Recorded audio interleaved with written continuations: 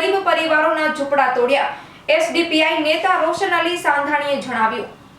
અંજાર નગરપાલિકા અને મામલતદાર સાહેબ પોલીસના મોટા કાફલા સાથે જૂનીકોટ પાસે વર્ષોથી રહેતા ગરીબ પરિવારોના ઝૂંપડાઓને તોડી પાડવામાં આવ્યા। વહીવટી તંત્રનો ફુલડોઝર ફક્ત ગરીબ પરિવારોના એશિયાનો ઉપર ચાલે છે, જ્યારે અંજારમાં મોટા ભાગે રાજકીય વર્ગ ધરાવતા લોકોમાં દબાણો છે અને તેમને દૂર કરવા અનેક વખત રજૂઆતો કરવામાં આવી છે। સાથે અંજારની સાંગ નદી પર મોટા ભાગે દબાણ થઈ ગયું છે, સાથે અંજાર શહેરની ગૌચર જમીન પર દબાઈ ગઈ છે, પરંતુ વહીવટી તંત્રને ફક્ત ગરીબ લોકોના ઝૂંપડાઓ દેખાઈ રહ્યા છે। હાલ ઠંડીના દિવસોમાં ગરીબ પરિવારોના ઝૂંપડા તોડી બેઘર કરવામાં આવ્યા છે, જે માનવ અધિકારના વિરુદ્ધ છે। અંજાર નગરપાલિકા અને મામલતદાર સાહેબને SDPI social democratic party of ઇન્ડિયાના કચ્છ જિલ્લાના પ્રમુખ રોશન અલી સાંધાણીએ રજૂઆત કરતા જણાવ્યું હતું કે દેશના પ્રધાનમંત્રી સાહેબ કહે છે કે કોઈ પરિવાર ખુલ્લા આસમાનમાં નહીં સૂવે, જેની અમલવારી કરી તાત્કાલિક ધોરણે બેઘર બનેલા પરિવારોને યોગ્ય જગ્યાએ રહેણાંક બનાવી આપવામાં આવે એવી માંગ કરવામાં આવી છે।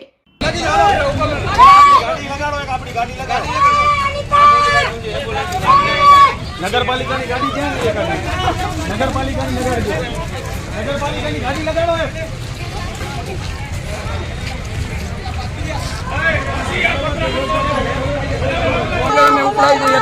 ત્રિકમભાઈ મારા સગાભાઈ ચીફ ઓફિસરને ખબર છે કે હાલું નગરપાલિકાનો પ્રમુખ છે ને એનો બંગલો સરકારી જમીનમાં છે, આને ખબર છે, આને ખબર છે। 10 વખત 10 કોલોનીમાં પાણી ભરે,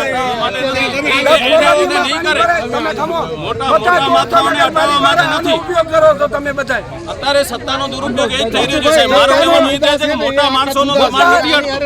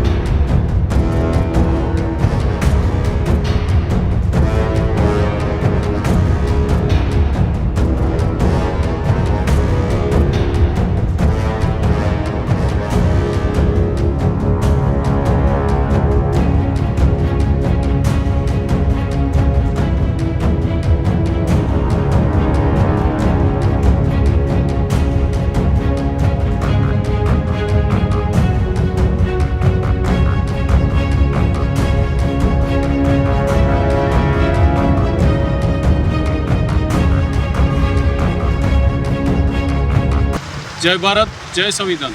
મારું નામ રોશન અલી સાંધાણી, હું સોશિયલ ડેમોક્રેટિક પાર્ટી ઓફ ઇન્ડિયાનો જિલ્લાધ્યક્ષ છું। આજે અમે અહીંયા જે દબાણ હટાવવાની જે એક કામગીરી થઈ રહી હતી, જ્યારે અમે સવારના ભાગમાં હાલમાં તમે પાછળ જોઈ રહ્યા છો કે જેવી રીતે આ લોકો બેઘર થઈને અત્યારે બેઠા છે અહીંયા, જે એનો સામાન પણ ઉપાડવાનો મોકો નથી દીધો પૂરો। આ જેમ તેમ બચાવમાં થોડો ઘણો આખા પરિવારનો સામાન પણ એને પૂરો ઉપાડવા નથી દીધો। એને ખાવા પીવાના એના કપડાં તમામ પણ નગરપાલિકાએ જપ્ત કરી લીધું છે। હવે આપણે કે નગરપાલિકાના જે ચીફ ઓફિસર અને પ્રમુખશ્રીને હું જણાવવા માગું છું કે તમારા કને અગર સત્તા છે તો સત્તાનો ઉપયોગ આ ગરીબ પરિવાર ઉપર કરવા માટે છે। અગર તમારામાં દમ હોય, તમારામાં એ સત્તાનો અગર તમારે યોગ્ય ઉપયોગ કરવો હોય તો મોટા માથાઓ જે દબાણ કરીને બેઠા છે, મોટા બંગલા બનાવીને બેઠા છે, એના ઉપર કરો તો તમારે ખબર પડે। હવે જ્યારે હું બીજી વાત એ કહીશ કે જ્યારે ભાજપ સરકારની એક ક્યાં ને ક્યાં એવી નીતિ છે કે એક દિવસ નોટિસ આપો ને બીજા દિવસે એનો દબાણ હટાવો, એ ક્યાં હદ સુધી યોગ્ય છે? હું સાથે કે અંજારના મામલતદાર સાહેબશ્રીને પણ હું જણાવીશ અને અંજારના ધારાસભ્ય સાહેબશ્રીને હું કહીશ કે સાહેબ આ બેઘર બની ચૂક્યા છે। પ્રધાનમંત્રી સાહેબ તો એવો નારો આપ્યો હતો કે કોઈ ખુલ્લા આસમાનમાં નહીં સૂવે, તો હવે આ લોકો ક્યાં સૂશે કે એનો તમે આશિયાનો એની છત તમે છીનવી લીધી છે। એક ઝોપડામાં રહેતા હતા, પાકા મકાનો પણ નહોતા। કોઈ પણ જગ્યાએ લોકો પોતાનો અનલીગલી કોઈ બાંધકામ કરતો હોય તો તમે એને દૂર કરી શકો છો, પણ આ લોકોને તો ખાલી ઝૂંપડા હતા। જ્યારે પણ તમે બીજી વૈકલ્પિક કોઈ જગ્યા બતાવી કે અહીંયા બેસી જાઓ, અહીંયા ઝૂંપડા વારી લો, તો એ ચાલે ગયા। એ જગ્યા ઉપર તમે ટાઈમનો સમયનો ઉપયોગ કર્યા વગર લોકોને દબાવવાની કોશિશ જે કરી છે, જે તમારી નીતિ છે, એ હું નીતિનો સખ્ત વિરોધ કરી રહ્યો છું। અને હું ધારાસભ્યશ્રીને હું અંજાર વિસ્તારના મત વિસ્તારના ધારાસભ્યશ્રીને હું રજૂઆત કરવા માગું છું કે જેવી રીતે આપ સાહેબ ખત્રી ચોકમાં જે લોકોના જે ઝૂંપડા ધખી ગયા હતા એ સમયે તમે સેવા માટે ગયા હતા અને એ લોકોને ઝૂંપડા બનાવવાની જે સાથ સહકાર આપ્યો તો એવી રીતે આ લોકોને પણ આપો, આ લોકોને પણ યોગ્ય જગ્યા ઉપર ઝૂંપડા બનાવી આપો એવી અમારી રજૂઆત છે. અને માંગ સાથે હું નગરપાલિકા અને મામલતદાર સાહેબ અને નાયબ કલેક્ટર સાહેબને કહું છું કે આવનારા દિવસોમાં દબાણની પ્રક્રિયા તમારી અગર નિયમ મુજબ નહીં હોય તો અમે આ તમારી પ્રક્રિયાને કોર્ટમાં પરકાવશું. જય હિન્દ, જય ભારત.